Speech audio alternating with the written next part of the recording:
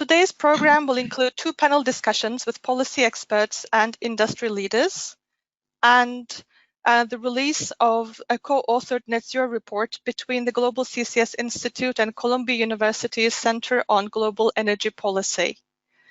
This event will be recorded, so if you missed parts of it or you would like to share the video, you'll be able to find it on our website at globalccsinstitute.com. Without further ado, I'd like to pass the microphone over to Mr. Brad Page, the CEO of the Global CCS Institute, who will be facilitating the kickoff discussion. Over to you, Brad. Well, good morning and welcome to this webinar. As Lauren just mentioned, I'm Brad Page. I'm the CEO of the Global CCS Institute, and it's my very great pleasure and honour to open the proceedings today. Now, Climate Week may not be happening as we would normally expect, but there cannot be a more significant moment for us to be talking about the urgency of taking climate action. With governments around the world needing to stimulate their economies, now is the opportunity to change the course that we're on and set sail for a better, sustainable world. We truly need all abatement and adaptation options to be pursued vigorously and to move rapidly to a pathway that delivers net zero emissions around mid-century. We also know that carbon dioxide removal is going to be required, and the carbon capture, use and storage will be a central technology in delivering that. But CCUS offers much, much more than just carbon dioxide removal. Central to today's webinar is the launch of a report authored jointly by staff of the Columbia Center on Global Energy Policy and staff members of the Global CCS Institute. And on behalf of the Institute, I'd like to thank Jason Bordoff and his team, and especially Julio Friedmann, for their wonderful cooperation in this endeavour. Net-Zero and Geospheric Return, actions today for 2030 and beyond, is the result of a suggestion, actually probably really a challenge, from Lord Nicholas Stern at a private breakfast that we held earlier this year at Davos, just before the coronavirus set in and stopped all of us travelling. Nick challenged Jason and me to have our organisations develop and publish a research paper that made the case for why CCS is essential for achieving net zero emissions. 8 months later, here we are. Challenge accepted, Nick, and mission accomplished. It's now my pleasure to introduce to you our opening speakers to set the scene for the presentation of the report and the discussions that will follow this morning. And I want to thank all of our esteemed speakers who've found the time today in various time zones around the world to join us and contribute to this really important topic. First, I'd like to introduce Jason Bordoff. Jason is a professor of professional practice at Columbia University School of International and Public Affairs and serves as the founding director of CEPA's Center on Global Energy Policy. Undoubtedly, Jason is one of the world's top energy policy experts. His research and policy interests lie at the intersection of economics, energy, environment, and national security. His CV is long and enormously impressive, including as a senior member of the Obama administration between 2009 and 2013, where he was Special Assistant to the President and Senior Director on the staff of the National Security Council. Jason is regularly sought out for expert opinion and advice on a wide variety of energy and environment policy issues and is recognised globally for his contribution to advanced analysis and thinking in these areas. Professor Lord Nicholas Stern really requires no introduction. Nick came to global public prominence with his seminal Stern Review of the Economics of Climate Change in 2006, which changed the conversation on addressing climate change. He has been at the pinnacle of that conversation ever since. Since the end of 2007, Nick has been a crossbench peer at the House of Lords, and he is, of course, the I.G. Patel Professor of Economics and Government at the London School of Economics and Political Sciences. He's also Director of the India Observatory, the Chairman of the Grantham Institute on Climate Change and the Environment, and the Chairman of the ESRC, Centre for Climate Change, Economics and Policy. Nick holds many prestigious honours and awards, and we're pleased to say that he is also an international advisor to the Global CCS Institute. Gentlemen, thank you both for making time to be with us today and to contribute to this important conversation. Nick, can I invite you to make your comments and for Jason to follow on from you to get us underway today? Thank you very much, Brad, and congratulations to Global Carbon Capture and Storage Institute and the Columbia Center for Global Energy Policy for rising so magnificently. Let me call it a request rather than a challenge or a suggestion. And it's an extremely important report, and we're going to be hearing about it very shortly. And Brad, I was led to reflect not only back to Davos this year, where the movement towards sustainability right across the private sector was quite remarkable.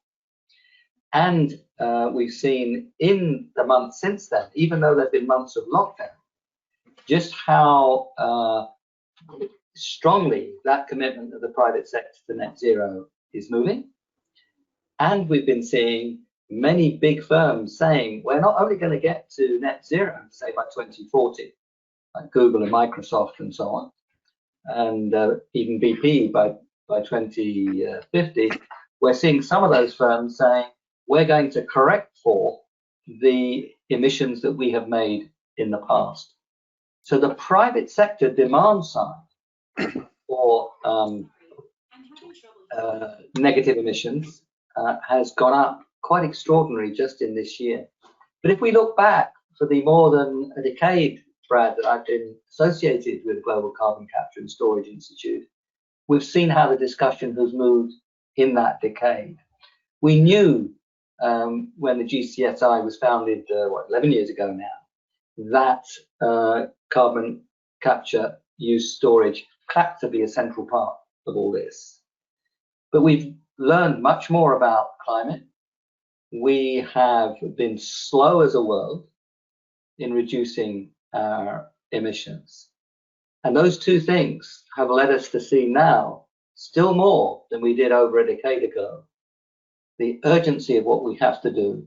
And in the last 2 or 3 years, the language has moved quite rightly to net zero. Net zero, we want to stabilize temperature. Basically, we've got to stabilize the long-lived greenhouse gases. And that means essentially net zero. So stabilization means net zero. And the earlier you stabilize, the lower the temperature at which you stabilize. And we've learned that we better be stabilizing at 1.5, that 2 is actually rather a nasty place to be. And we've even learned that 1 isn't such a pleasant place to be. You know, we look around the world and we see not only extreme fires on the west coast of the United States, but we see the extreme fires in the Arctic Circle and in Siberia. I mean, the effects are quite remarkable. And of course, vicious storms appearing around the world and becoming more intense. So we've learned that we have to act. We've learned about net zero. The urgency has become still greater, and we've seen technological advance, which people like Jason and Julio, and you yourself, Brad, and your people are fully on top of, which are making a really, really big difference. So that sense of urgency has just become still more intense over the years. And the good news, I think, is that people are starting to see that. And as I remarked just now, the private sector is starting to see it. They know that the future in which they work, in which they produce, which they employ, is under real risk. And they know that their customers and their potential employees and their potential shareholders all expect them to go net zero, because if they don't, they won't get good people. We, Jason, myself, work at universities. Our people are not saying we won't work for tobacco companies or people who make arms. They've got a positive list now. They say we will work for people who are doing the right things. So I think firm after firm is finding that not only it's the right thing to do, it's the sensible thing to do from the point of view of their future as a profitable firm. We've learned also that this can be a growth story. And let me just give one example, but then I better stop, from my own country, the UK. The UK, as you all know, gets some things right and some things wrong. And the list in the latter category is not short. But the what we've done in the UK, I won't say it was brilliantly foreseen, but we've managed to run down our North Sea oil and gas just at the time where much of oil and gas is moving behind us as a source of energy. Not yet, of course, that has to play itself through, but it's moving behind us. So we have emerged into this new era with holes in the ground in the North Sea, which can play a major role in carbon capture and storage. And we have some skills around the oil and gas sector, which are there in Aberdeen, Northeast UK. And so you're going to see very soon a speech by the UK Prime Minister with the strategy for going net zero for the UK, sometime in the next 6 weeks or so, in which that opportunity is presented as a great, rightly so, as a great growth opportunity in this special period of transition for the UK. To deliver all this, we need clarity on policy. In particular, we need a good, strong carbon price, and I believe that the argument is moving in that direction. We need good sources of finance. I'm pushing for a national investment bank in the UK. You have to share risks, because there are risks here. You have to share risks with the private sector, and you have to have regulatory structures which allows you to build the kind of facilities, pipelines, and so on that you're going to need. So government policy is absolutely crucial, but we've learned a lot about that too. And the Global Carbon Capture and Storage Institute has been very strong in that. And indeed, as its name would suggest, the Centre for Global Energy Policy has as well. So this has been a tremendous collaboration. There's much more to do, but congratulations on delivering this. It is actually a gestation period of roughly 9 months, which is all very good and anthropomorphic. So thank you very much for all your work, and we look forward to hearing about this very special report. Thank you. Thank you, Nick. Thank you very much for your comments. And Jason, let me bring you to the microphone now, and we look forward to hearing from you. Thanks, Brad. Well, thanks to you and your team for pulling this great event together. And want to thank my colleague Julio Friedmann for his leadership and the Center on Global Energy Policy building such an excellent program focused on so many aspects of carbon management, including carbon capture and storage and the report we're talking about today. And just to be with many other friends on this call, Sir Alex Halliday, a colleague at Columbia. We've not only risen to the challenge that Lord Stern put out in Davos, but much more broadly on the issue of climate change, and not only with what we're doing at the Center on Global Energy Policy, but with the approval by Columbia's trustees a few months ago to build the first new school at Columbia in 25 years, a climate school. And that's consuming a lot of our time, and this topic will be a major focus. It's already a major focus of researchers throughout the university. Delighted to be here with Chairman Murkowski, who's joining soon, and heroes like Lord Stern and Mary Nichols, and friends like Leila Benali. So good to be with everyone this morning. I think Lord Stern covered it very well. We need to be moving much faster than we are to take targets like 1.5 or 2 degrees warming seriously, and even those targets we know now are going to mean impacts that are unpleasant and difficult and painful, because we're already seeing those today, from wildfires across California with forests that are been turned into a tinderbox by how dry they are, to stronger and more intense hurricanes in the Gulf, floods from China to Pakistan and elsewhere around the world. We see weather events becoming more frequent and more severe around the world. And we know that we're not on track. We're not anywhere close to being on track to take targets like those in the Paris Agreement seriously. I wrote a piece recently in Foreign Policy magazine, where I write every other week, about the important focus on stopping new coal plants around the world and financing coal plants. But even if we never build another new coal plant, if we just run the existing fleet of coal plants around the world to the end of their normal economic life, we blow through our climate goals. And that's just in the power sector. Of course, why we're talking about this report and why CCS is so important is not only potentially for parts of the power sector that can't be entirely met with intermittent renewables, but heavy industry, and how we talk about cement and steel, and how we talk about high temperature process heat, and other hard to abate sectors, from aviation to shipping to heavy duty freight and potentially buildings. We sort of need it all. And in addition to this report, which I'm very proud of, we released a report last week, Energizing America, which was a roadmap. Julio was a co-author on that too, was a roadmap for how to dramatically scale up clean energy R&D in the U.S. And really shows the broad range of technologies that will be needed in order to get anywhere close to on track with the Paris climate goals. You know, the history of energy, we talk a lot about the energy transition. The history of energy is not one of transitions, it's one of additions. So if you look at these charts from 0 to 100%, you'll see these great transitions over time from wood to coal and coal to oil and oil to gas and increasingly to zero carbon energy, although it's still a small share of the total. But that's as a percent of the total. What the atmosphere cares about is tons of CO2 and total energy used. And when you look at the chart that way, we've never used less of anything. We've just added to the stack to meet rising energy demand globally with new and hopefully increasingly cleaner forms of energy. But as Lord Stern said, we need net zero. And that means not only meeting the incremental growth in energy demand with zero carbon sources, that alone is challenging enough, and we're not there yet. But we need to take the 80% of the energy mix that comes from hydrocarbons and bring that to net zero. It's a staggering challenge. And again, we're going to need all hands on deck in order to do it.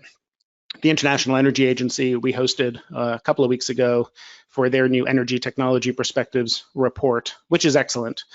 And in that report, they have different scenarios. One is net zero by 2050. And according to the IEA, in that scenario, half of the cumulative emission reductions between now and 2050 come from technologies that are not yet commercially available. So we need a lot of innovation and a lot of technology to help us get there, and thinking about how to deploy CCS is going to be part of it. It is only part of it, and we should note that there are a lot of other things that you would do and a lot of things that may be cheaper to do. And so there is, as you know, concern about whether a focus on CCS detracts from a focus on other zero carbon technologies, on renewable energy, and on trying to dramatically reduce hydrocarbon use around the world. And it can't and it shouldn't, and we need strong policy to make that happen. But as part of a broad solution, again, we're going to need all technology tools to be part of that, I think, to move at the pace we need to move. And that's going to mean we got a lot of investment to make, and that's what this report is about. Julio likes to say, when you think about the scale of decarbonization and the challenge, every week needs to be infrastructure week. Net zero is going to require construction and retrofit of CO2 pipelines and hydrogen pipelines and ports and transmission lines. And that is a key point of the report today, that new infrastructure is needed for the geospheric return and that, of CO2, and that much of that must be deployed quickly over the next 10 years. The 2020s needs to be the climate decade. So from where we are, the world needs to drop its emissions by 50% by 2030 to hit the 1.5 degree target. And just building new zero carbon energy supplies won't be sufficient. We're going to need to put carbon back into the earth as well as a way to rapidly and cost effectively reduce emissions from facilities, Asian coal, heavy industry, and some of the things I mentioned before. So the report makes the case for policies that support project finance, which has worked well for solar and offshore wind. It can do the same here. Many kinds of policies that do that job well, from tax incentives to regulation to carbon pricing, which Lord Stern meant, revenue enhancements. And as we pivot to 100% clean energy, want to apply some of those policies to CCS as well. And the report also points out a few specific and facilitating policy actions that are pretty easy, like amendment of the London Convention on innovation policy. So really pleased with this report today, and thanks, Brad, to you and your colleagues for pulling us together to talk about it and bringing such a distinguished group of people to share their perspectives on where we need to move moving forward. I'll turn it back to you. Thank you.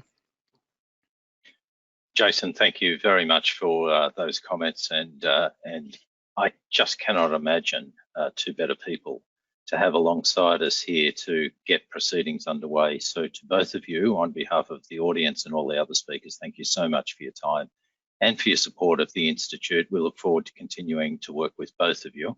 And Jason, certainly it's been a delight to work with Columbia, and we hope to continue to do that. So thanks again for this opening. I think I should turn it over to Galoran so that we can get going with learning a whole lot more about this exciting new report. Thank you again. Thank you very much for this very insightful discussion. And whilst we have Senator Murkowski on the line, she was prepared to make her remarks a little bit later. So in respect of our agreed agenda, may I turn over to Mr. Julio Friedmann and Mr. Alex Zapantis to present the findings of the report, please.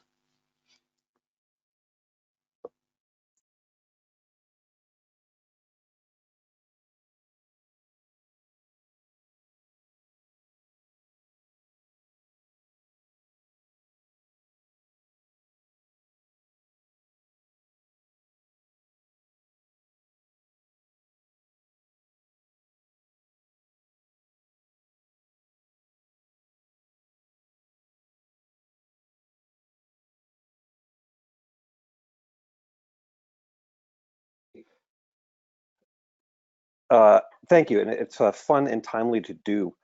We are in terrible straits, and the core arithmetic of net zero is harsh and unforgiving. More than anything else, we are really focused here on the numeracy of climate change, and we're failing. This is not something which I take cavalierly. This is, in fact, from very close to my home in California, and this is from very close to Alex's home in Australia. We are living the damages, and because we're living the damages, we simply need to make speed and time is the fundamental issue here. It's about time. We know how far behind we are. This is a succession of reports from the UN Environmental Program, and basically for a 2030 target to hit 1.5 degrees, we have to drop about 30 gigatons. We have to drop half of global emissions, way beyond current policy scenarios. Even for 2 degrees, by the end of this decade, we have to drop 15 gigatons, which is crazy in terms of the volume. It's simply the math. The other thing we know is that there's parts that are just hard to get. The green bar, hard to reduce emissions, are things like aviation, shipping, heavy industry, agriculture, and we just don't have solutions for those. Like Jason was saying, half of our solutions are not yet fielded at scale. This requires, by the way, that we must also unemit enormous volumes through negative emissions removal, and again, very, very quickly. And the core arithmetic of net zero is very clarifying. And I've been happy and salutary to see 2 years now that net zero is the language we're speaking, because it applies to all sectors and it applies to all approaches. And it means we need all sectors, and it means we need all approaches to hit net zero. There's really only one way to stabilize.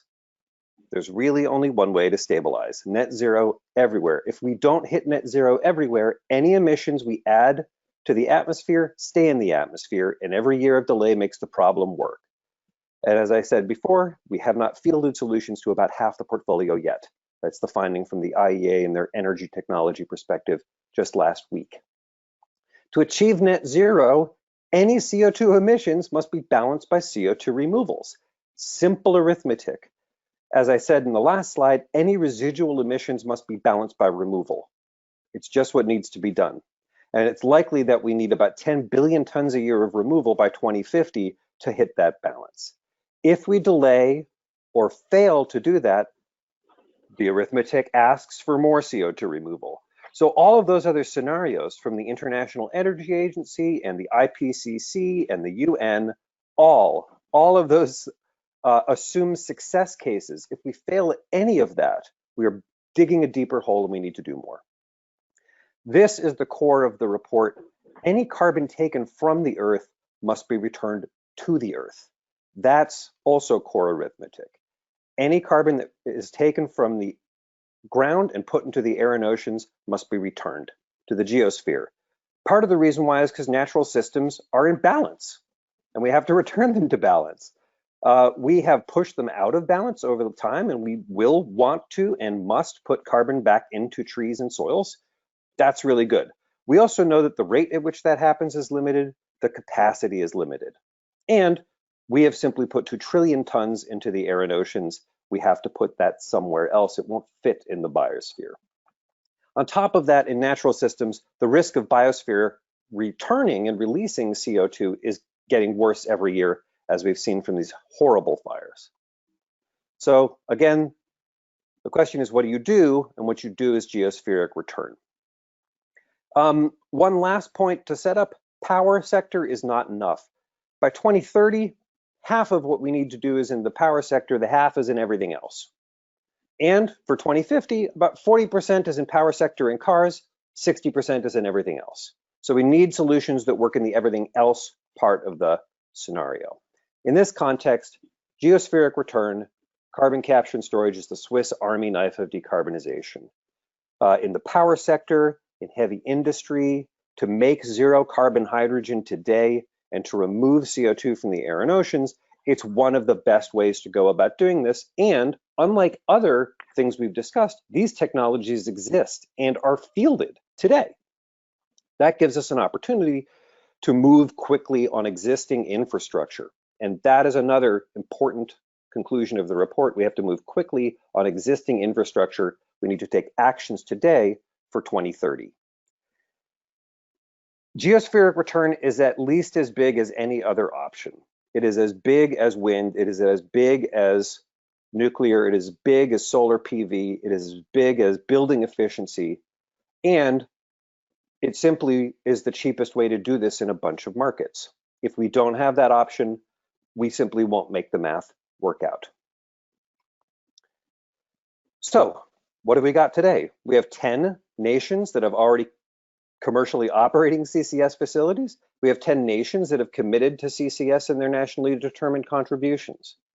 We have 21 operating facilities worldwide, and also a new one announced in the Langskip project in Norway. And I hope True to Sunset talks about that.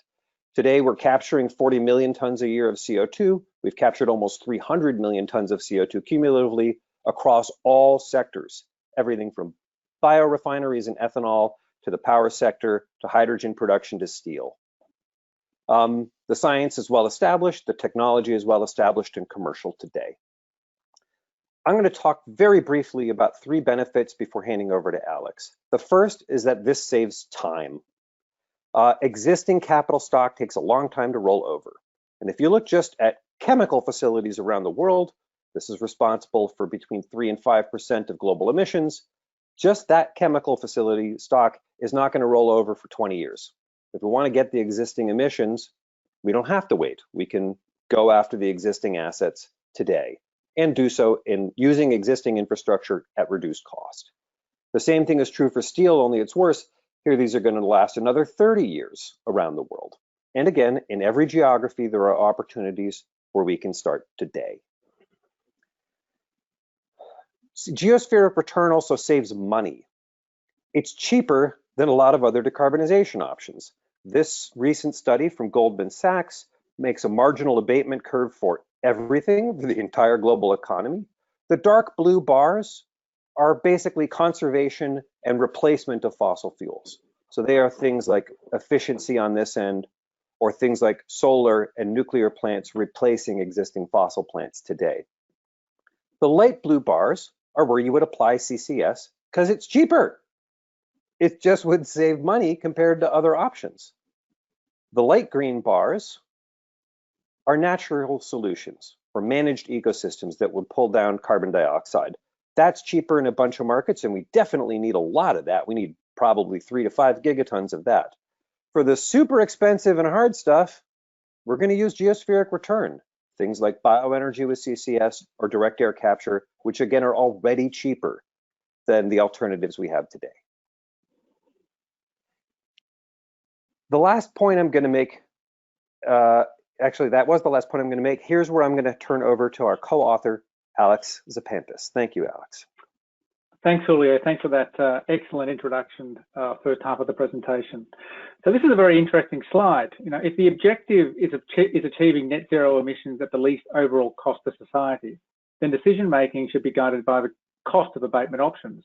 This chart shows the estimated carbon dioxide abatement costs of various existing policies in the United States of America. The lighter yellow band is an estimate of the abatement cost from a 1 million tonne per annum direct air capture plant. The darker yellow band is the range of abatement costs taken from a recent National Petroleum Council report for the application of carbon capture and storage to industrial facilities in the United States of America. It's clear that CCS is actually very competitive on a cost of abatement basis and is positively cheap compared to some existing policies. For example, the most expensive CCS options on industry or power have an associated abatement cost, according to the NPC report, of $120 a tonne or less. This compares to around $270 per tonne for wind energy subsidies, about $320 a tonne for CAFE standards, and over $2,000 a tonne for solar photovoltaic subsidies. To be clear, we're not suggesting that carbon capture and storage can do it all. All of these policies and others are going to be absolutely necessary to take us to net zero. But what we are identifying is a low-cost abatement option that can deliver hundreds of millions of tonnes of abatement in an industrialised economy that policy has simply not yet taken full advantage of. And that low-cost option, of course, is carbon capture and storage. Next slide, please, Julio.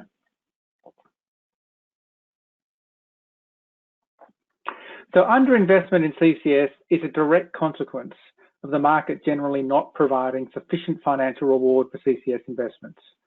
Policy can correct this market failure by focusing on three areas: increasing revenue for CCS projects, reducing the cost of CCS investments, and reducing the risk associated with those investments. Firstly, permanently storing carbon dioxide instead of emitting it must create value for the investor.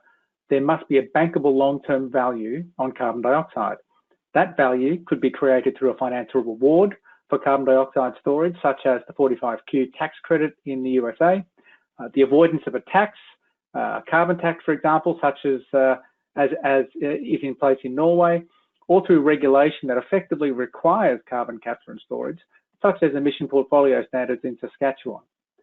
Secondly, policy can reduce the cost of investment. The most obvious example, of course, is the provision of capital or operational grants. However, there are many other options. For example, governments can reduce the cost of capital by offering concessional finance. That alone can reduce the cost of servicing debt by tens of millions of dollars per year for a CCS facility owner, making investment far easier. Government can also support storage site appraisal. Storage site appraisal, that's geological storage site appraisal for carbon dioxide, is very similar to exploration for oil or gas. It's at-risk capital, except without the expectation of a return on investment. There is clearly a role for government in supporting the collection and analysis of necessary geological data to identify resources which may then be utilised by carbon capture and storage project developers. Finally, government can reduce the risks that private sector investors can't mitigate. For example, project developers need clear and predictable regulation so they know how to secure access rights to pore space for the storage of carbon dioxide. And they need to understand what their compliance obligations are going to be during the operation of those storage activities. They also require a framework for managing the long-term liability associated with carbon dioxide which is being geologically stored. And that framework must be commercially acceptable so that they can take on that risk. Government can also facilitate the establishment of carbon capture and storage hubs, which reduces cost and risk significantly. And I'll talk about that on the next slide, please, Julio.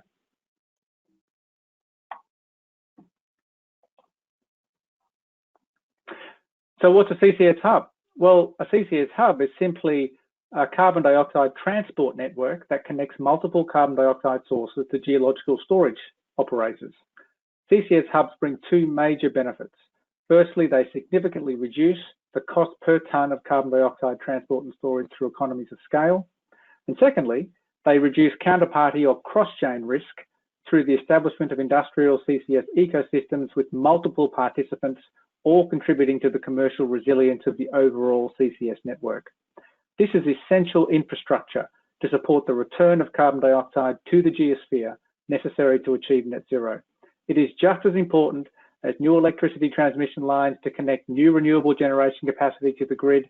It's just as important as electric vehicle charging stations. It's just as important as hydrogen storage and distribution networks. All of these important infrastructure assets and more will be required to achieve net zero by the middle of this century. Now, as Julio likes to say, every week between now and 2030 needs to be infrastructure week. I should say that again, every week, literally every week between now and 2030 needs to be infrastructure week. Investment in this essential infrastructure, be it power lines, hydrogen refueling stations, or CCS hubs, requires facilitation and support from government. It's an enabler of the investment which is essential to achieve net zero. Next slide, please, Julio. So Julio began this presentation with a very simple but unavoidable truth. Stabilizing the global climate requires net zero emissions, and net zero emissions requires that carbon taken from the geosphere is returned to the geosphere. Carbon capture and storage, along with carbon mineralization, provides the means to achieve that through the capture of carbon dioxide at its point of production or directly from the atmosphere, followed by permanent geological storage. These technologies, which are operating right now, can transform high emission industries into net zero aligned industries.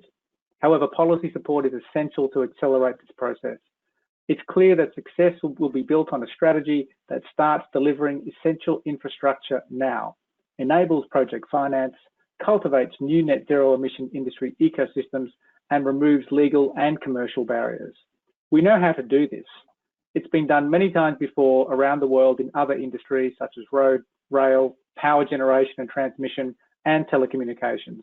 It's about time we did it for CCS to stable the global climate. Thank you. Julio and Alex, thank you so very much for this presentation. And I'm very pleased to say that Senator Murkowski has joined us. And may I turn over to Mr. Jason Bordoff to introduce the Senator, please. Thank you.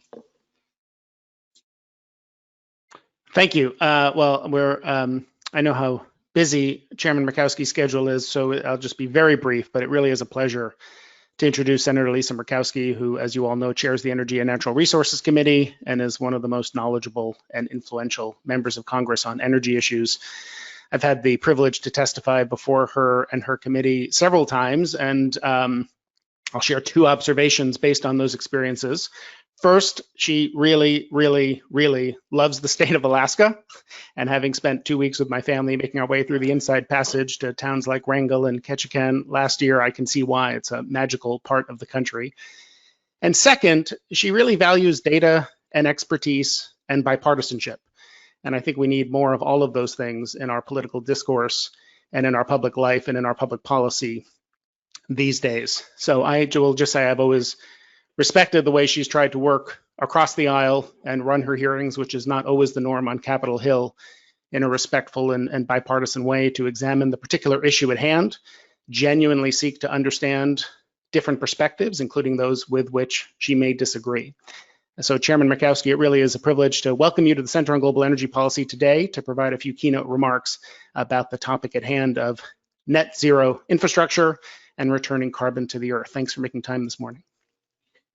Jason, thank you for the introduction and thank you for the observation about our committee and the operation and functions. I have long maintained that when it comes to those energy resources that power us all, the innovation that is at play, more that we know we can do in this space. It should be areas where we get excited about the opportunities and the potential rather than being driven by politics of the moment. It's indeed a pleasure to serve. So thank you for the opportunity to say a few just updated remarks in terms of where we are in the Senate with relating to the discussion at hand on carbon management. The topic of carbon removal and reduction is one that I've been dedicating more and more of my time as chairman of the Senate Energy and Natural Resources Committee on. Back in July, we held a hearing to examine the status and the potential of the technologies needed for large-scale carbon management, such as carbon removal, carbon utilization, and carbon storage. We had a pretty strong panel of witnesses, including Julio Friedmann of Columbia there, but it was an opportunity to really dive into a whole host of technology options, ranging from direct air capture facilities to enhanced natural processes like carbon mineralization and bioenergy with carbon capture. Everyone on that panel who testified agreed that there is both a need and an opportunity to invest in carbon management. I was really impressed, quite honestly, at the diversity of technologies and ideas at our disposal. I think if we start making the right investments today, it's said by the World Resources Institute that the United States could remove up to 2 gigatons of carbon annually by 2015. That's the equivalent to 30% of our current greenhouse gas emissions. I'm also aware of how immense the scale of the challenge before us is. I believe it was Dr. Friedmann who compared it with the oil and gas sector. If we are actually to meet the goal of removing 2 gigatons from the environment each year, the associated infrastructure to capture, process, transport, and store that carbon would be on the same order of magnitude as our entire oil and gas industry. So if we want to be able to have this technology make a difference, I think we all recognize we've got to begin today. And so that's what we're working on within our committee. But it's also in other areas. In the appropriations bills for this fiscal year, we included $60 million for research into carbon removal technologies. This is a record amount of funding for us coming through the appropriations account there. Through the last defense bill, we also enacted legislation led by Senator Whitehouse and Senator Sullivan. They call it the Sea Fuel Act, but it directs the Department of Defense to investigate ocean carbon removal. And of course, we're moving on some other legislative measures. My American Energy Innovation Act includes a proposal by Senator Manchin that we call the EFFECT Act, which authorizes R&D programs at Department of Energy to make large-scale carbon management a reality, including some programs for the first time that are focused on large-scale carbon removal and utilization. Our energy innovation package has had some hurdles. Back in February, we were derailed off the process by an unrelated issue, that of hydrofluorocarbons. It stopped our progress in March, but we continue to push it aggressively. As of early this morning, we are working on this. I think it would be a perfect week to pass it, this being National Clean Energy Week and Climate Week in New York. So we're going to keep pushing on that. On other related matters, I'm also leading a bill with Senator Whitehouse that we call the Blue Carbon for Our Planet Act. This would assess our opportunities to remove carbon from our atmosphere by sustainably managing coastal carbon ecosystems, as well as the potential to cultivate kelp and microalgae as carbon sinks, coming from a state. And Jason, you know my love of my state, but I get excited about it because I think there are so many opportunities there. But we have obviously extraordinary coastline, extensive oceans around us. So the opportunities here as it relates to blue carbon and how we manage, again, our coastal ecosystems is something of great interest to me. One more legislative item. This is something that I have introduced recently with Senator Sinema from Arizona. We call it the CREATE Act. It establishes an executive committee at the Office of Science and Technology Policy to coordinate interagency efforts on carbon removal and development, as well as the R&D there. So there is a great deal that is going on the legislative front.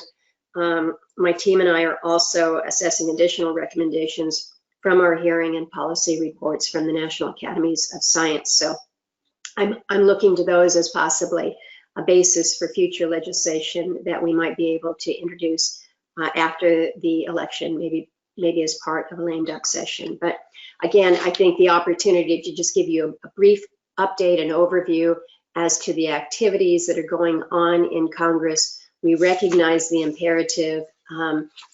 We can never do enough, quick enough, but I think conversations such as you are hosting this morning are a very, very important part of that dialogue, and I'm pleased to be able to give you an update. So thank you for the opportunity this morning.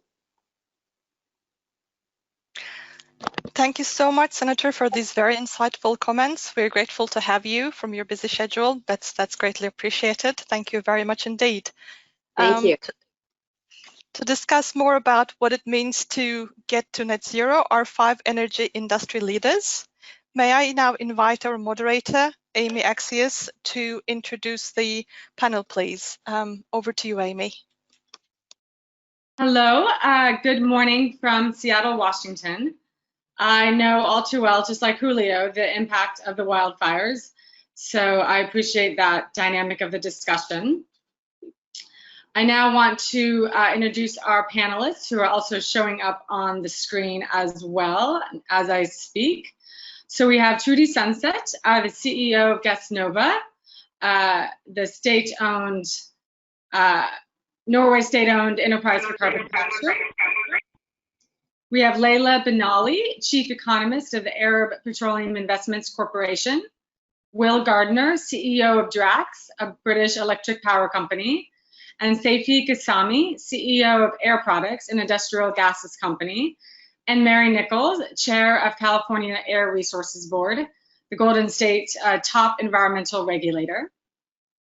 So I want to thank everybody, all the panelists for joining us today and for everybody tuning in online. And I want to start with a question for the whole panelists.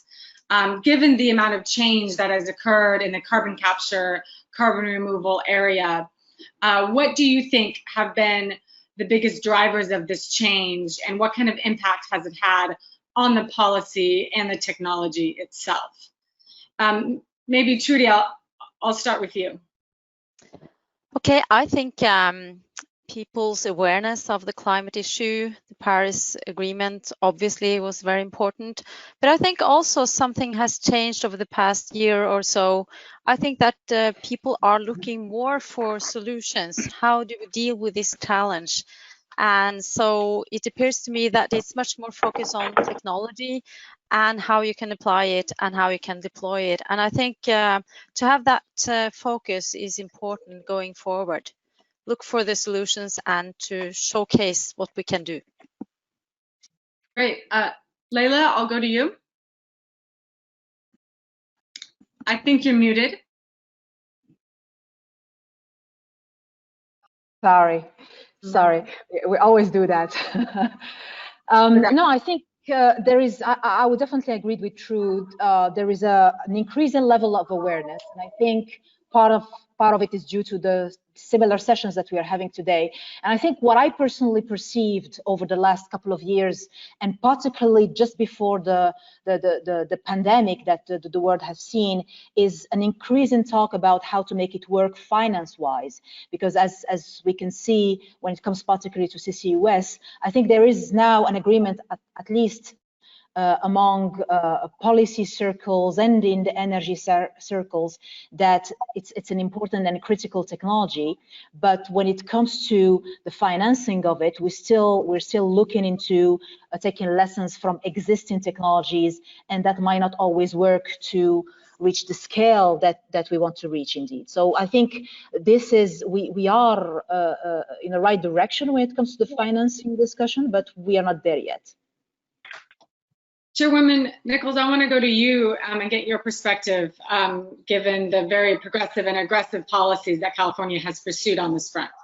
How do you think this debate around carbon capture has changed in the last several years?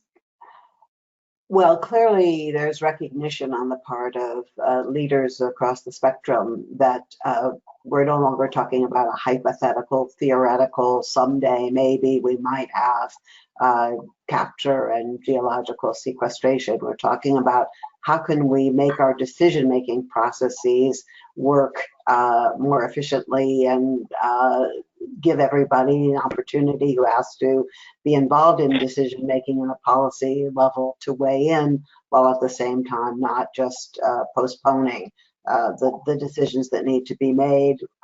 In California, where we have a goal that is mandated of achieving zero net carbon by 2045, we are working on our next iteration of our overall plans for how we achieve that goal, and it will have to include consideration, and it will include consideration of CCUS.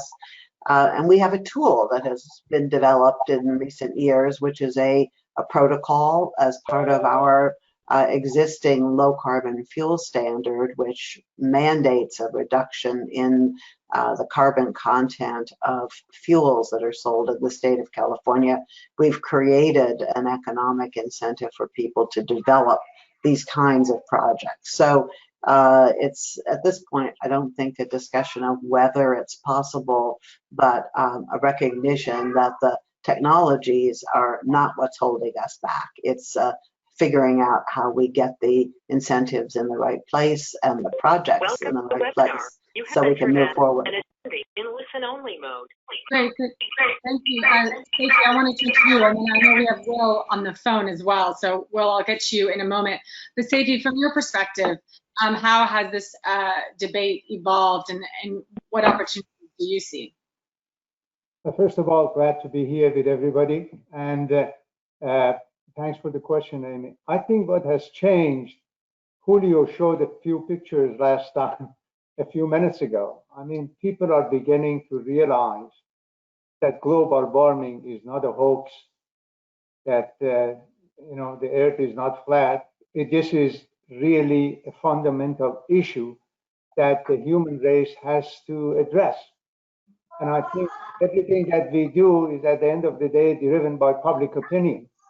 And I think the public opinion in general in most of the world is beginning to change to the fact that global warming is real, it is caused by humans, and therefore we as a human race need to do something about it, and we do have the technologies and the know-how to address it.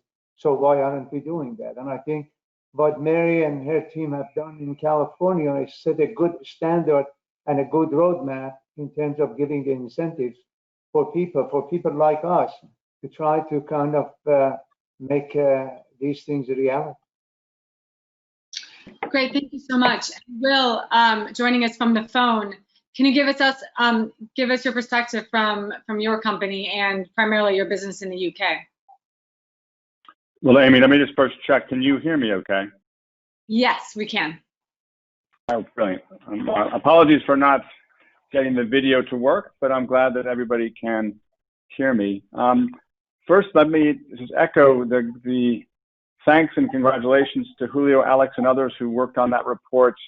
From my perspective, sort of being somewhat, I think, on the front lines with policymakers and others trying to work through ways to get BECCS specifically to work in the UK, it's exactly the kind of material that I think we need right now to increase the intensity and sort of the urgency of the debate about carbon capture and storage in general, but also about greenhouse gas removals, for example, and the whole importance of, ultimately geological storage. So again, I thought it was a great report, and I look forward to being able to sort of use some of that data in some of the work that we're doing. To answer the specific question, Amy, I think what we're seeing in the UK is a move from sort of carbon capture and storage to sort of maybe a nice to have to a real need to have, and something where there's real policy work happening. I am quite encouraged by that. So, again, I can talk more in detail about this later, but there's real work going on around hubs, as was discussed in the presentation. There's real work going on around support mechanisms for the transport and storage infrastructure, for carbon capture, for gas, for industry, and also for BECCS. So I think for me, we're starting to move from a scenario which was much more about a nice to have to something which is critical, and actually there's real policy work happening. So I'm quite encouraged. Great, thank you so much. One theme I've seen sort of interject itself into the carbon capture debate is this, something of course Julio knows well, and I've spoken a lot with Julio about it over the years, is carbon removal, which is obviously related to carbon capture, but is different in terms of how the technology works. I would like to get the panel's take on how do you see the landscapes different for carbon capture, capturing carbon at the source versus carbon removal of the sort that, say, carbon engineering based in British Columbia does. Do you see a distinction between those two types of technologies? And do you think that one has more potential from a business perspective and more fills a more essential role in addressing climate change. Anybody wants to jump in on that? Maybe Layla, could we go to you? Oh, all right, I can jump in here. Well, I mean, I think it's very different in a major way. I mean, one thing you asked us in the first question, how the debate has changed over the last couple of years, but we didn't say what did not change over the last couple of years. What has not changed is that the world could not agree yet on a carbon price. And as long as we don't have a clear, regardless of what price is, because from an investor's perspective, of course, or even from a consumer perspective, I mean, we respond to price signals at the end of the day. So I started with that because I think that's a key point. If we don't have, I would say, a visibility on how much it would take for the right to pollute in a way, we will continue to have a major difference between carbon removal and carbon capture technologies. Because from I would say my own personal perspective as an investor and a lender, it would be at this stage, I would say, much easier to find financing solutions for carbon capture, because usually these are projects that are clustered and the capture is at production point, and it's I would say relatively easier to finance and find project financing mechanisms to, again, if the point is to make them grow at scale. When it comes to carbon removal, I would say from a financing perspective, it would be very specific, very either site specific or I would say utilization specific. So it will be a bit more difficult to find, I would say, a more clustered financing mechanisms for that. So for me, from that perspective, I think the two are very, very different indeed. Great. Maybe I could just add one point on that, which is that to the extent that carbon capture is seen as a technique for maintaining oil and gas production in California by utilizing wells that are suitable for long-term carbon storage, there will be serious opposition, whereas there's a much greater, quicker likelihood of being able to get local approvals and community approvals for projects that involve decarbonization of other sectors. Great. Amy, if you yes, Will? Sorry, if I can just jump in on this, because I think this is I think there's a super important question, and one which is very much central to sort of the work we're doing on BECCS. I might start out with the idea that I think they are importantly should be thought of as complementary, and I think the primary reason I say that is around infrastructure. So again, sure I very much. But can you just quickly spell out the acronym for the few people who might not know? Oh, for BECCS? So yes. Sorry, so bioenergy with carbon capture and storage, and maybe I'll just give you a few minutes on what we are doing at DRAX. So we have converted what were sort of 4 large coal-fired power generating units to using biomass, sustainable biomass, so effectively considered carbon neutral. And then our plan is to now add carbon capture and storage on top of that to get to what is, again, what we're calling here carbon removal technology. So effectively, we are taking more CO2 out of the atmosphere than we're putting into it. So fundamentally, I think a very attractive way to do this, and we can do it, at costs. Again, comparing the cost of DAC, for example, I guess the lowest cost scenario there was about $200 a ton. In the BECCS that we're delivering, we can do it for less than 100. And it's also ready today. So I think a very attractive way of delivering carbon removal. But I guess two points I would focus on. One, in terms of the complementarity, it's the same transport and storage infrastructure that we need for carbon capture. So we are very much of the view that, as a group or as a cluster, which is what we're building in the UK, what we call the Zero Carbon Humber, we should all be working together to enable that infrastructure to work, to get the economies of scale that were highlighted earlier. So it's a complementary technology in that sense. But actually what it can deliver in terms of the fundamental value of that permanent storage in the geosphere, I think is going to be recognized as, again, it was recognized earlier today, as increasingly valuable and important over time. And again, I think that those technologies will be increasingly important and valuable as we move forward. Great, thank you so much. Seifi, did you have any comments on this question about how you view carbon capture technology versus carbon removal? Yes, Amy, if I may just kind of expand this discussion a little bit. We are very much focused in, we generate the CO2, how do we capture it? But what about talking about how do we get to the state that we just don't generate the CO2? What I'm trying to say is that we, and I mean by we as the human race today, we do have the know-how, we have the technologies, and we have the ability to produce 100% of our energy needs worldwide in the next 20 to 30 years from sources which are totally carbon free. So we don't even have to worry about capturing anything. And by that, what I mean is that we can harness the power of the sun, the power of the wind, and the power of hydropower to produce clean, green electricity.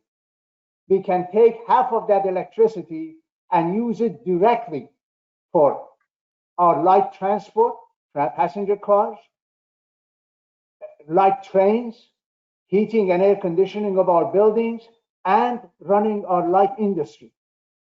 Then the other half of the green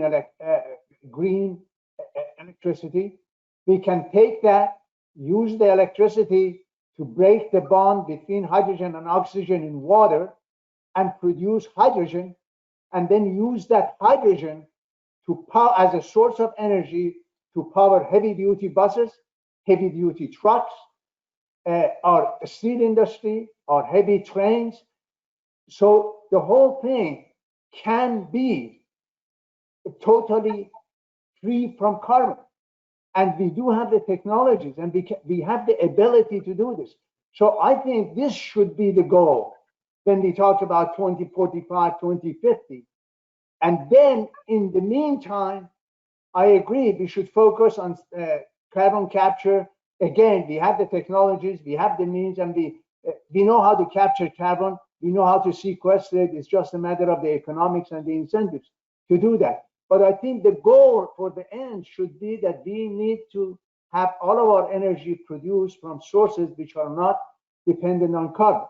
Now, some people say, well, this is not practical because what is Europe going to do? What is Japan going to do? They don't have the sun and the wind and the energy. Well, they do what they do today. What does Europe do? They import their gas from Russia and they import their oil from Saudi Arabia. So in the future, you import your hydrogen from places that have the sun and have the wind and can produce it. So Saudi Arabia, 20 years from now, instead of exporting oil, will export green hydrogen. And I really believe in this. And that is why we as a company have decided to invest $7 billion to build a commercial plant in Saudi Arabia to demonstrate to the world that this is possible, it can be done economically, and therefore let's get on with it and go in that direction and really solve the problem, rather than just thinking about, okay, we produce CO2, now we capture it and put it back in the ground. Let's not just produce the CO2. Sorry for the long answer to your question, Amy, but... No, that's okay. Hydrogen is definitely getting a lot of attention as of late. I want to bring up something that Chairwoman Nichols said, and unfortunately she had to drop off. But I think she raises an important point about some of the opposition that this type of technology faces. And what she said was there's going to be a lot of opposition to any type of technology that is seen as furthering and maintaining the oil and gas industry in California and perhaps in other parts of the world. Trudy, maybe I can start with you, given, Norway is obviously a huge oil producing country, but you're also at the leading edge of this type of technology. So What's your response to what is a common environmental criticism that carbon capture is just a way for the oil and gas industry to continue its dominance? I think it's an understandable criticism that we have to face. But let me share with you, we had a great day in Norway yesterday, where our government announced that they will actually invest in a new project that we called Longskip in Norwegian and Longship in English. And this is a project we have worked on for 5 years together with industry partners. And industry partners are key because it's not just about the oil and gas business. This is also about process industries. And process industries around the world emit 25% of the total emissions. So 1/4 of the emissions comes from industry sources. And industry, I mean like oil and gas steel, or cement, no, steel, cement, waste incinerator. So in the Longship project that we got yesterday, announcing 16.8 billion Norwegian krona in support from our government for the next 14 years.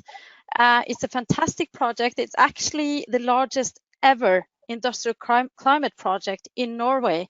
And what we're trying to prove there, it's a combination of industry emissions like cement, and we work with Heidelberg Cement, global producer of cement, and we work with Fortum, who's a waste incinerator, and then we are using the skills from the oil and gas business to develop an infrastructure for transportation and storage of CO2.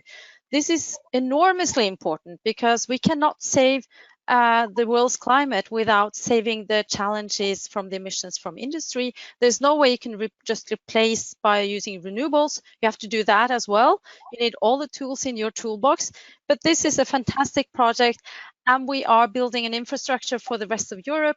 So we have surplus capacity in our store, inviting industries from all across Europe.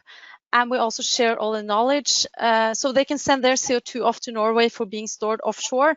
And that's how we can transform also the oil and gas knowledge that we have, the experience we have, into a new industry where you're not just emitting, selling products emitting CO2, but you're actually taking care of the CO2 that is necessary to remove from industry sources. And back to your previous question, I think it's so important to see that the industry is engaged, that they're willing to do this on their own plants. And this has to happen, and we're just starting to get there. Thank you. Great. Trudy, I definitely want to come back and ask you a little bit more about that big news you guys had yesterday, but first let's stay on this topic. I think both Leila and Seifi want to chime in on that. Leila, do you want to? Okay, Seifi, you want to start? No, after you, Leila. Okay. Now, I just wanted to jump on the very interesting question of the role of the oil and gas industry and how we see that. I mean, I think overall, it's a golden opportunity for the oil and gas industry to write this story on its own terms. It's an industry that has not been very good at its communications, but I think if you take the example of CCUS in general, I think it's quite important to realize that it's because of the 2021-22 projects that you have around the world, the ability to mobilize resources for this project really stemmed from the convergence of three factors. And factor number one is the existence of a revenue driver. And typically that revenue driver has been EOR, enhanced oil recovery. So out of the 20 plus projects that you have today in the world, I think 18 use CO2 for EOR, and you have only 5 remaining that have geological storage. You have when of course when oil prices are high and permit, it actually gives a much better economics for the CCUS project. The other second factor that enabled the mobilization of resources for those CCUS projects is that the cost of capture was relatively on the low side. So typically in a fertilizer or gas processing plant, as opposed to the harder to abate sectors, cement and steel, simply because CO2 separation is an inherent requirement.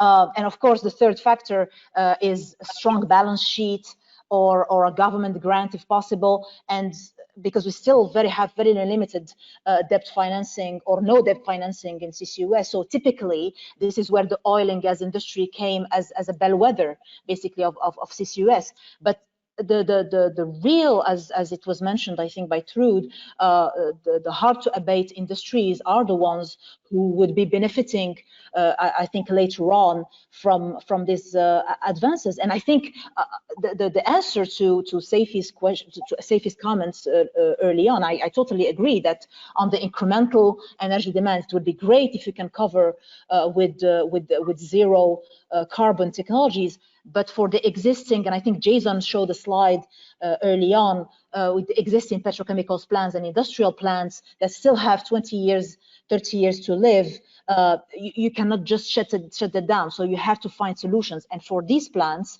we still don't have a better monetization or revenue driver than the ones that are provided by the oil industry, at least in this region.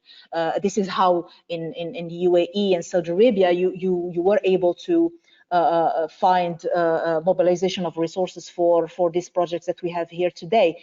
I will just want to add just one point on the point that Seifi was mentioning. There's definitely an exciting story happening for several countries, particularly in this region, that have access to low-cost renewables. If you have the opportunity to, of course, oversize your renewable plans, you might find a way to export embedded green electrons, if you may. But here again, I mean, you need to have a conjunction of several factors to be able to achieve that indeed. But I fully agree with his vision.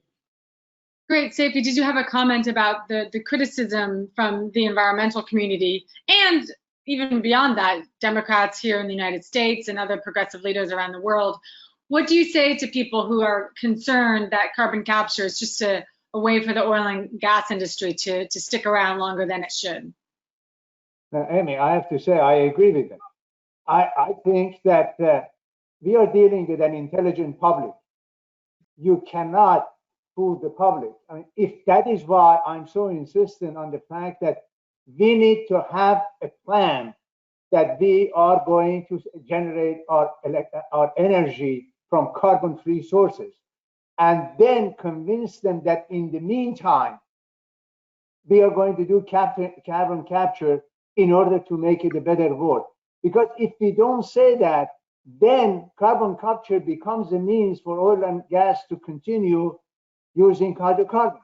So I agree with that. That is why, as a company, we are the world's leader in carbon capture. We have the only commercial plant in the world for carbon capture. So we know how to do that. But we decided that that is not the only area that we need to focus on. We do need to go to zero carbon energy and demonstrate to the world that that is possible. I think Mary Nichols' comment is very right on. If we do not address this thing, then the public will think that we are all a bunch of cynics and being puppets and being used for the continuation of a policy that only benefits the oil and gas industry. And we certainly are not in that camp. We want to get away from that. Amy, could I jump in there? Yes. Because I think this also goes back to then your question about the difference between carbon removal and just pure carbon capture. Because if you're using the carbon capture to capture CO2, either you're a direct air capture technology, which is not helping the oil and gas industry, or BECCS, using bioenergy plus carbon capture. So you actually get what we would call carbon negative, as in you are taking, whatever, you have negative emissions, how you're reducing CO2 in the atmosphere. If you're using carbon capture and storage to actually enable those types of technologies, then I think you basically deflect or you defeat the argument that it's only about supporting oil and gas, right? But the other thing for me is, again, the comments from one of the panelists earlier about, we absolutely can get the energy system to be carbon neutral on its own. I think, ultimately, I think that's a very good ambition. But there were, I think, two things. One is there's always going to be challenges of balancing the system, but probably more importantly, other forms of abatement, industries which are hard to abate or agricultural, expensive to abate, will need something to offset them. So the idea of negative emissions, i.e. something that's negative, using carbon capture and storage as a removal enabler, I think is key sort of for both of those reasons. Great, and just a quick time check. I know we were a little delayed from the onset, so if it's okay with everybody, I want to go. It's just a few minutes past 10:20 Eastern time, closer to 10:25 or so. But if you need to jump off, just kind of give us a wave and let me know.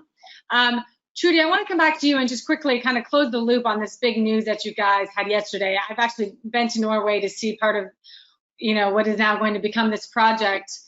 And clearly there's a difference of opinions about the role of the oil and gas industry, which I think it's great to have differences on a panel. Otherwise it's boring from a reporter perspective.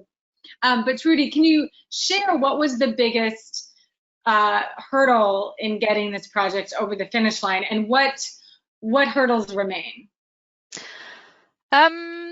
Well, it's quite a complex project. So we're working with cement industry and a waste incinerator. Now the waste incinerator hasn't been fully financed yet. We're waiting to get support from EU because we also want to show that this is between different countries. So what we're trying to do is develop an infrastructure for all of Europe, and hopefully, for instance, you can copy that also in the US or in Australia or anywhere in the world. So I think to get really good projects from the industry side, where the industry is really engaged and interested and they really want to do it, because you cannot push from governmental side to have the industry to do anything. But you can incentivize, you can support them, and we have worked together with them for 5 years to mature this project. But I think also the awareness we talked about in the introduction, I think the industry has a big awakening. They want to do this. They see they have to reduce their own emissions down to zero. And so this is a fantastic project showing that that's possible. The oil and energy part of this equation is actually to transport and store the CO2. You need geologists to oversee that geologic storage is safe, that you can do it in a good way, and that you can get public trust that this is a good solution. And that is also our main focus. So getting everything this together, and then to get the political willingness to finance this. That is the biggest hurdle that we just passed yesterday, and excuse me for being a bit excited about that. It's so important. I think this will be a breakthrough for CCS technology globally. I think this is a fantastic project, and it's so great to have a prime minister that said on national TV yesterday, she said, through the launch of this Longship project, we contribute to stop emissions without stopping development. And this is what this is about.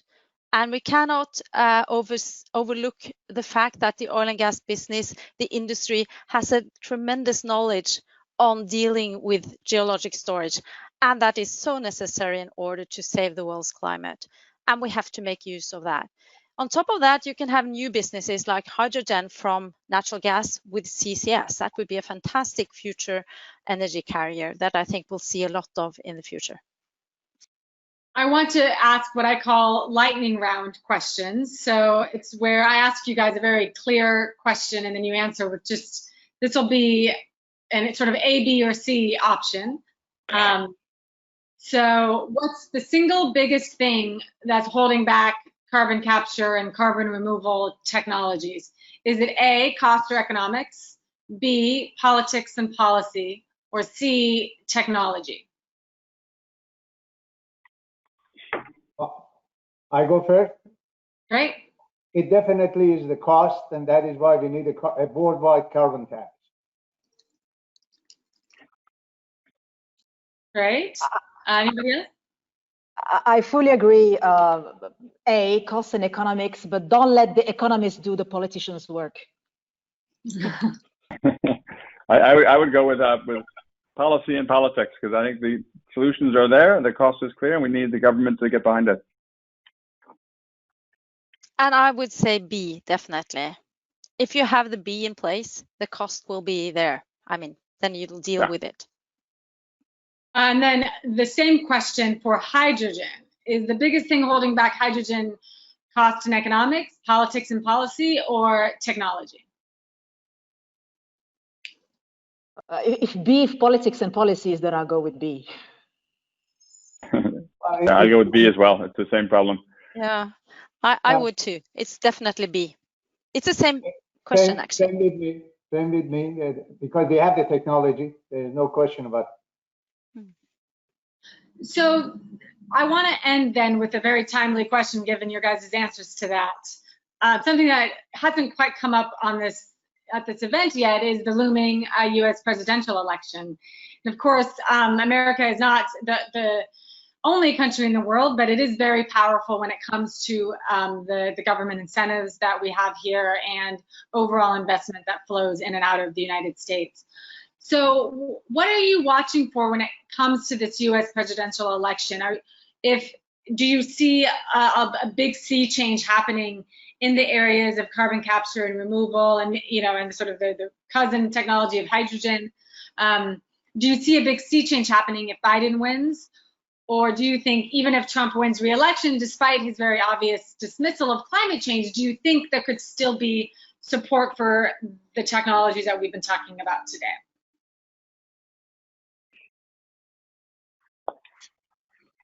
Maybe Seifi, why don't we start with you on that one? I'm too busy running my company to pay attention to politics.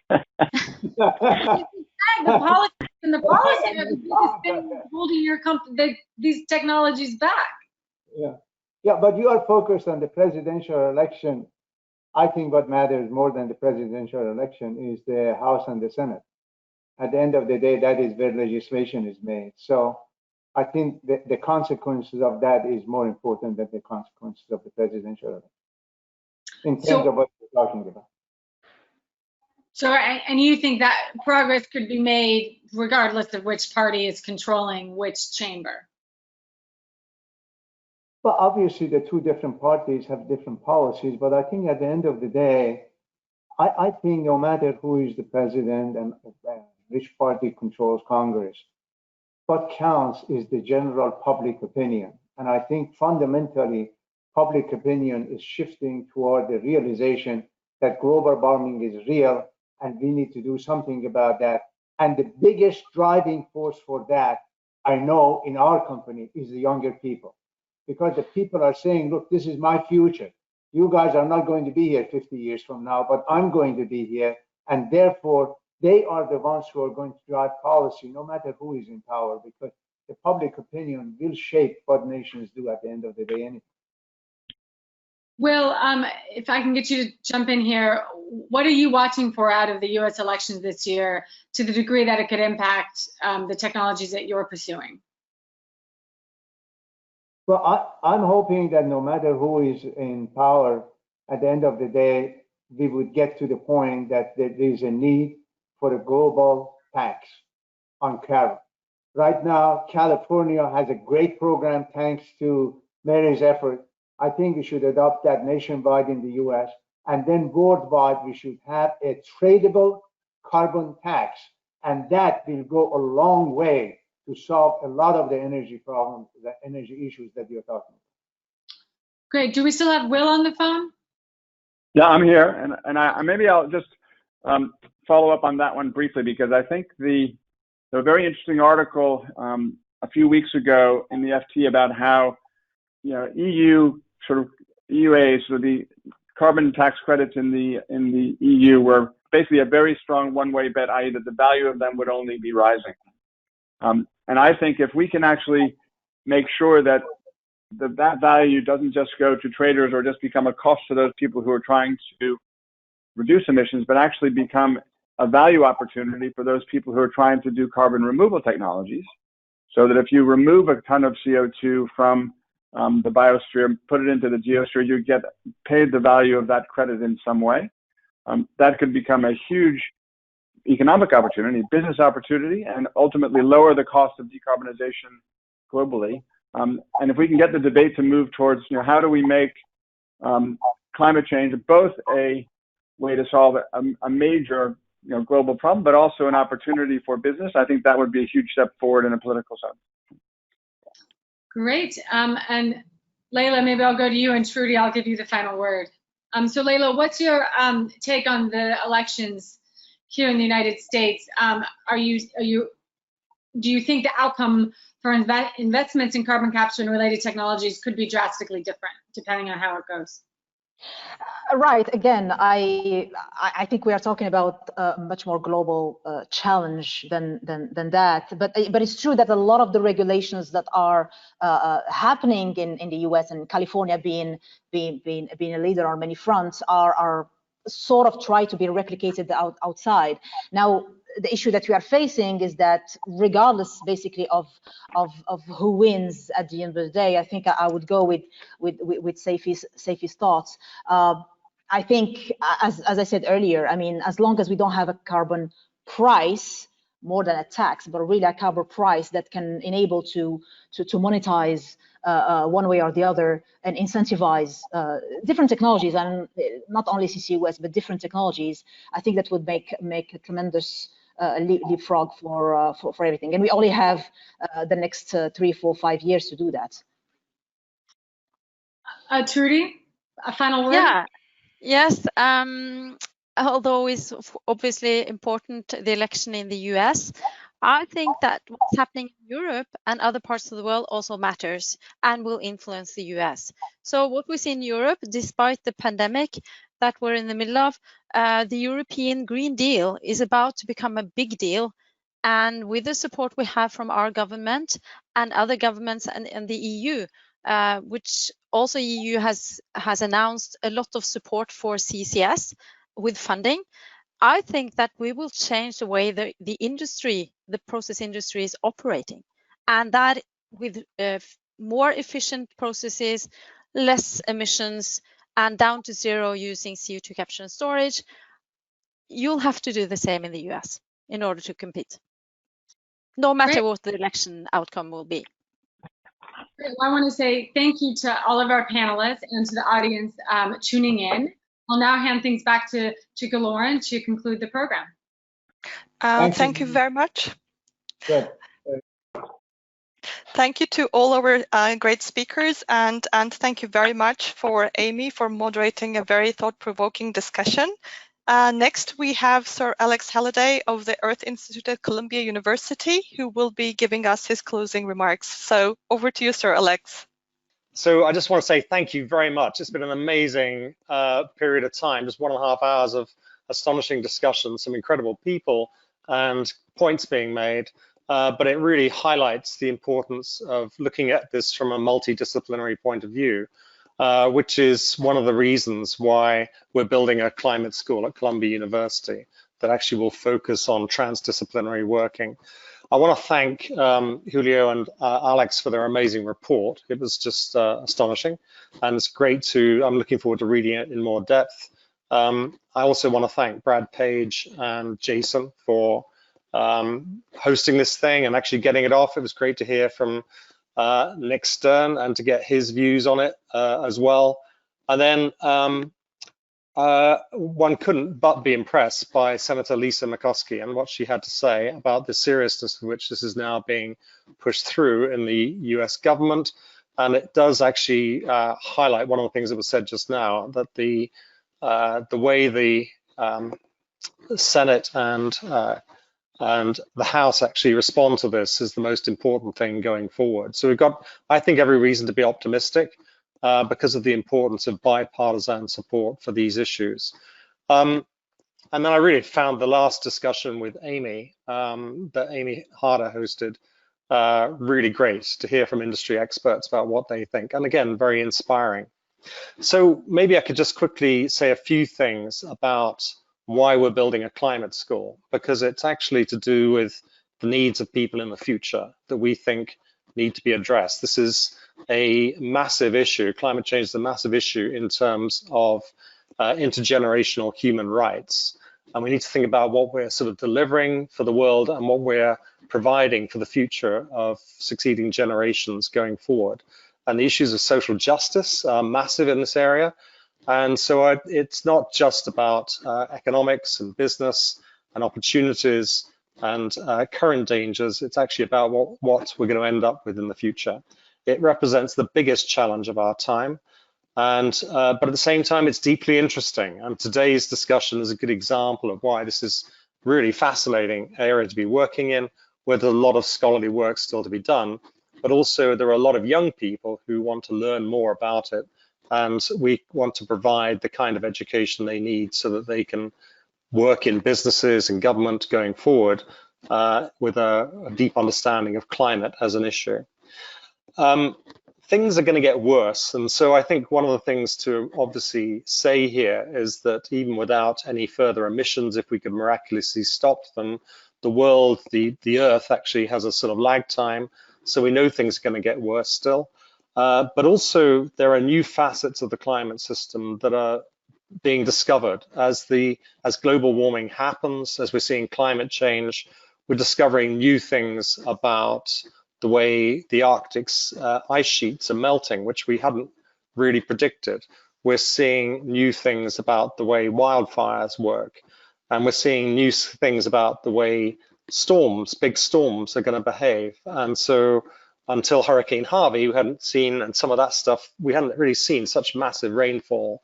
And so understanding the climate system is something that's going along with climate change.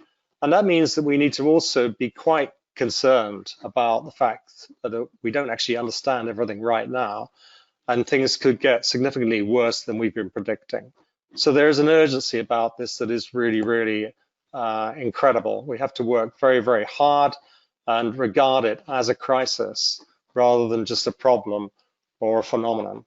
One of the things we need to do, therefore, is to think about this in terms of solutions. And of course, this has all been about solutions today.